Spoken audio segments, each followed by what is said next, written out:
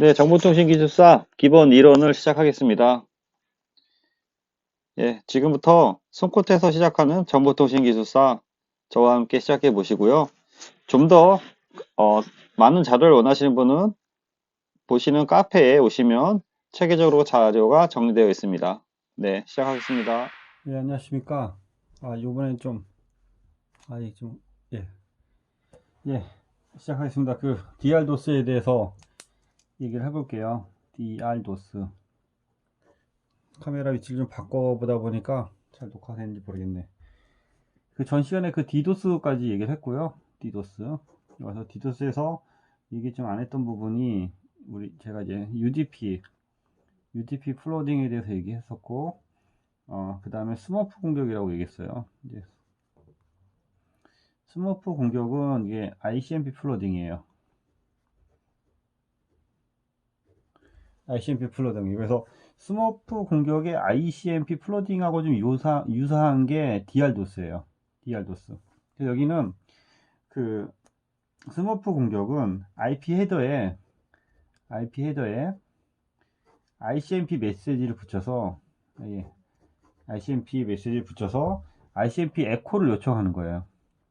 ICMP 에코. 그러니까 ICMP 메시지를 계속 보내면은 이것에 대한 응답을 해줘야 되잖아요. 응답. 그러면 그 해커가 또는 해커 통해서 뭐 좀비 PC가 ICMP-MP를 보태면은 그 응답본에다가 얘가 리소스가 없어서 다운되는 거예요.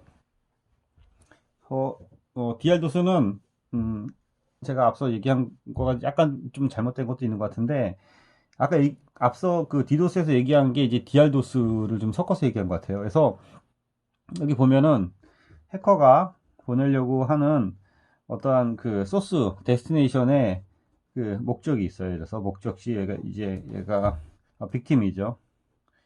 그러면은 해커는 기존에 다른 좀비 PC든 어떤 제3의 PC에게 메시지를 보내는데 이게 소스 어드레스랑 데스티네이션인데 이 소스 어드레스가 이 빅팀의 어드레스를 넣어주는 거예요. 그래서 메시지를 각각에 보내면은 얘가 응답을 이 해커한테 하는 게 아니고 이 빅팀한테 응답을 하는 거죠. 이런 식으로. 그렇게 되면 얘가 이제 부하가 걸려서 다운이 되는 건데, 그래서 요 부분. 그래서 이게 DR도스 용어를 얘기 안 했네요. D는 디스트리뷰트, 리플렉션 디나이 오브 서비스에서 여기서 리플렉션 한번 준다는 거예요. 제3의 PC에서 리플렉션 줘서 빅팀으로 보낸다는 거고, 스머프 공격은 ICMP 플러딩 공격이라고 이렇게 보시면 돼요. 그래서, 스머프라는 게 이렇게 좀 예전에 만화 영화 보면 이렇게 조그맣잖아요. 사람들이. 조그만 사람처럼 ICMP라는 어떠한 적은 메시지로 해서 이제 다운시키는 거. 그래서 이제 DR도스 얘기를 좀 더 하면, 예, 이런 식으로 해서 이제 소스 어드레스를 공격 쪽의 어드레스를 바꿔서 보낸다. 라는 거고요. 그래서, DR도스 특징을 보시면, 첫 번째로, 소스 IP를 변경한다. 이러기 위해서는 IP 스푸핑이 필요한 거죠. 예. 어떠한 빅팀에 대한 IP를 알아야 되는 거죠. 그 다음에 주요 특징이 공격자를 추적이 불가능하다. 이쪽 부분에 대해서만 이제 오류에 대해서 정리하는 거고요. 세 번째는 이 DR도스에서 리플렉테이션 되는 애들이 이게 보트에 감염된 게 아니에요. 감염된 게 아니어서 보트에 감염되지 않은 어떠한 PC 또는 서버 군들을 이용해서 공격할 수 있는 거죠. 그러니까 공격받는 사람 입장에서는 감염되지 않은 쪽에서 이제 공격이 오는 거죠. 그래서 이것에 대한 DR도스에 대한 대응 방안이 필요한 거죠. 대응 방안. 예. 첫 번째로 빅팀 서버라든지 빅팀 들어오는 이 앞단에다가 예, IP 포트 필터링을 해야 돼요. 그래서 공격 중인 IP와 포트에 대해서, 그러니까 지속적으로 들어온 메시지가 있겠죠. 그 지속적으로 들어온 메시지에 IP나 포트를 차단시켜야 돼요. 예. 그 다음에 리플렉션 되는, 지금 이게 리플렉션 되잖아요. 리플렉션 되는 서버에서 무조건 리플렉션 되지 않게 방지를 해줘야 돼요. 그래서 이것을 위해서 뭐 소스의 출처라든지 소스 어드레스 출처라든지 또는 블랙리스트라든지 이런 것들을 이제 사전에 계속 업데이트를 해야겠죠. 그래서 이런 것들 계속 반사시키는 애들에 대한 그 애들은 사전에 차단시키는 그런 게 필요하고요. 그 다음에 ISP에서 필터링이 필요합니다. 그래서 ISP에서 이렇게 자주 이렇게 트래픽이 올라오는 걸 분석을 해서 이런 사이트를 차단하거나 유입을 사전에 차단해야겠어요. 똑같은 말인데 그를 통해서 공격에 대한 플랫폼을 제한해야 됩니다. 그래서 미가공 데이터 우리가 로 데이터 또는 로 소켓이라고 하거든요. 로 소켓에서 오는 그 불필요한 데이터에 대해서 유입이 안 되게 해야 됩니다. 그래서 이거를 이제 그 디도스랑 연계해서 그 정리해 보면요. 디도스는 이제 플러딩 공격이 있고 디알도스나 디도스나 이제 비슷해서 또는 디알도스라고 해도 될 것 같아요. 플러딩 공격, 커넥션 공격, 어플리케이션 공격 이런 쪽에 대한 이제 공격이 있고요. 그래서 일단 디도스에 대해서 먼저 보시면 플러딩 공격은 예, 싱크 플러딩이라든지 또는 아크, UDP, ICMP 이러한 그 플러딩 공격을 하고요. 이런 것들에 대해서 공격을 이게 대응하는 방안은 사전에 URL이라든지 IP나 포트에 대해서 미리 이제 차단 정책을 써야 되는 거고요. 그 다음에 커넥션 공격은 주로 이제 HTTP라든지 TCP 통해서 공격을 들어오는 건데 이것도 사전에 이런 포트에 대해서 차단을 해야 되는데 이러기 위해서는 IDS라든지 IPS가 이제 앞단에 설치되어 있어야 되고요. 필요해서는 웹 애플리케이션 파이어월 이런 것들이 설치가 되어 있어야 되는 거죠. 어플리케이션 공격에 대해서는 뭐 FTP라든지 뭐 텔넷이라든지 기타 7레이어에서 어떤 그 응용 프로그램 또는 DHCP라든지 이런 쪽으로 이제 공격을 하는 건데 사전에 이제 보안 교육을 하고 이것도 웹 파이어월이라든지 이런 걸 통해서 이제 방어를 해야 됩니다. 유사하게 디도스랑 유사하게 이제 DR도스에 대해서도 한번 보면요.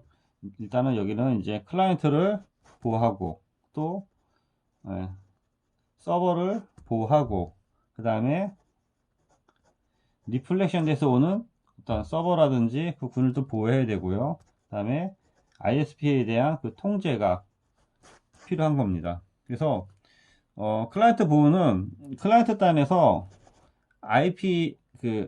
ISP에 오는 거에 대해서 이제 NAT를 이용해서 네트워크 어드레스 트랜슬레이션을 이용해서 이용자를 그 클라이언트 앞단 이용자랑 밖의 이용자랑 그 IP 대역을 분리해서 쓰는 것도 한 방법이고요. 서버 단에서는 클라이언트 서버에 대한 그 불필요한 포트를 차단을 하고 신뢰성이 검증된 그 트래픽만 통과되게 사전에 그 조건을 걸어놔야 되는 거고요. 그 다음에 그 리플렉션 서버에 대해서도 무분별하게 리플렉션 서버가 리플렉션 되지 않게 지속적으로 모니터링을 하고 혹시라도 어떠한 그 특정한 대상으로 해서 리플렉션 되는 거에 대해서는 이쪽에서 다시 한번 검증할 수 있는 체계를 해야 되는 거고요. 이를 통해서 ISP 업체 단에서 이런 것들을 어느 정도 막는 방법도 있습니다. 여기까지 하면 이제 그 DR도스가 되는 거고요. 그 디도스 하면서 약간 언급을 안 한 부분이 그 싱크 플러딩과 이 부분은 좀 자세히 안 한 것 같아요. 그러니까 예를 들어서 우리가 그 어떤 메시지를 여기 보면은 클라이언트라고 보고요, 서버라고 보고요. 그러면 어떤 그 세션을 맺기 위해서 싱크 메시지를 보내면 초기에 얘는 싱크에 아크 메시지를 보내죠. 그거에 대해서 이제 얘도 다시 아크 메시지를 보내야 되는데 아크 메시지를 보내지 않게 하는 거예요. 아크 메시지를 발송하지 않으면은 얘는 서버는 아크 메시지를 받기 위해서 계속 자원을 홀딩 시키거든요. 그러면은 또 다른 메시지로 또 싱크 보내고 또 아크 싱크 아크 보내고 또 이제 아크 보내야지 이제 처음에 그 세션이 초기화가 돼서 이제 통신이 시작되는데 이러한 것들에 대한 자원을 계속 그 컴플리트 안 시키는 거죠. 그래서 이게 이제 앞에서 얘기한 게 이제 3A 핸드쉐이킹의 초기 단계거든요. 그래서 3A 핸드쉐이킹이 어떻게 보면 이제 취약점이 되는 거죠. 그게 이제 싱크 플러딩이 되는 거죠. 그래서 이제 쓸데없는 아이들 상태가 계속 이제 유지가 되다 보니까 어, 계속 그 리소스가 이제 그 점유 당하는 거고요. 그래서 특정 시간여다 이제 타이머를 더 갖고 어느 시간 동안 어떤 그 아크 메시지가 안 오면은 이 리소스는 릴리스 시켜서 자원을 다시 쓸 수 있게 좀 해줘야 될 것 같아요. 그래서 이런 부분을 좀 얘기를 안 했던 것 같고, 예, 디도스 공격은 얘기했고, 그 다음에 대응 방안도 얘기했고, 어, 요새는 그 ISP 업체에서 블랙홀이라는 걸로 예, 별도로 줘서, 예, 이상 트래픽에 대해서는 바로 이제 블랙홀로 이제 빼는데, 이걸 이제 별도, 그러니까, 자체적으로 하는 게 있고요. 자체적으로 해서 ISP로 오는 트래픽을 이제 어느 정도 걸러내는 부분이 있고, 아니면 이러한 그 클린저 서비스라고 해요, 이걸요. 케이타에서 했던 얘기인데, 클린저 서비스에 가입을 하면 어떠한 그 특정 기관이 만약에 있다고 하죠. 특정 기관으로 ISP 통해서 특정 기관으로 가는 여기 인터넷 게이트웨이 접점에 대해서 감시를 해줘갖고, 아, 트래픽이 이상하다. 그러면은 이상한 트래픽을 빼고 순수한 트래픽을 서비스할 수 있게 해주는 게 이제 클리저 서비스인데, 이런 식으로 해서 이제 별도로 이제 운영하는 경우가 있습니다. 예, 일단 여기 디도스랑 디알도스는 여기까지 하겠습니다. 감사합니다. 예, 수고 많으셨고요. 지금부터 정보통신기술 관련 서머리 시작하겠습니다. 앞서 말씀드린 거에 대한 마인드맵을 통한 서머리 정리를 해보았습니다. 자, 저와 함께 서머리를 같이 한번 시작해 보겠습니다. 네, 서머리 하겠습니다. DR 도스 리플렉션이고요. 앞에 시간에서 이제 도스를 했고 이제 DR 도스가 이제 더 이제 진화된 건데 소스 IP의 소스 IP를 변경을 해서 그 회신을 이제 그 빅팀한테 주는 거죠. 그래서 별도의 보핏에 대한 개념은 없고요. 스머프 공격과 유사합니다. 스머프 공격은 ICMP 공격을 받아서 이렇게 죽는 거죠. 그래서 디스트리뷰트 리플렉션 도스라고 하죠. 예, 소스 IP에 대한 변경이 없는 거고요. 공격자에 대한 추적이 어렵고 보스는 감염이 없습니다. 그래서 이와 같은 대응 방안으로는 크게 필터링을 하는데 IP, 포트 또는 ISP에서 필터링을 해주는 방법이 있습니다. 블랙리스트를 별도로 작성을 해서 그의 리스트를 업데이트해서 이러한 그 DR도스에 대한 공격을 사전에 그 방어해야 될 것 같습니다. 이와 관련돼서는 노데이터를 계속 지속적으로 업데이트 해야 되는 거고요. DR도스에 대한 공격은 앞 시간에 한 것처럼 플로딩 공격이 있는데 싱크 플로딩, 아크 플로딩, UTP 플로딩, ICMP 플로딩 등의 방법으로 공격을 합니다. 이거 위에 어플리케이션을 이용한 공격이 있고요. FTP라든지 텔넷에 대한 어플리케이션이 될 거고 커넥션에 대한 공격이 있고요. HTTP라든지 TCP 세션에 대한 연결을 해서 공격하는 방법이 있습니다. 이와 같은 것에 대한 보호하는 방법은 클라이언트 단에서 별도의 보안 프로그램을 깔아서 그 보호하는 방법이 있고요. 서버에서 사전에 포트를 차단하는 방법이 있습니다. 또는 리플렉션 서버를 별도로 도서하는 방법이 있고요. ISP에서 지속적으로 검증하는 방법이 있습니다. DR도스는 DDoS랑 연관돼서 전반적으로 정리해 두시기 바랍니다. 네, 이상입니다. 수고했습니다.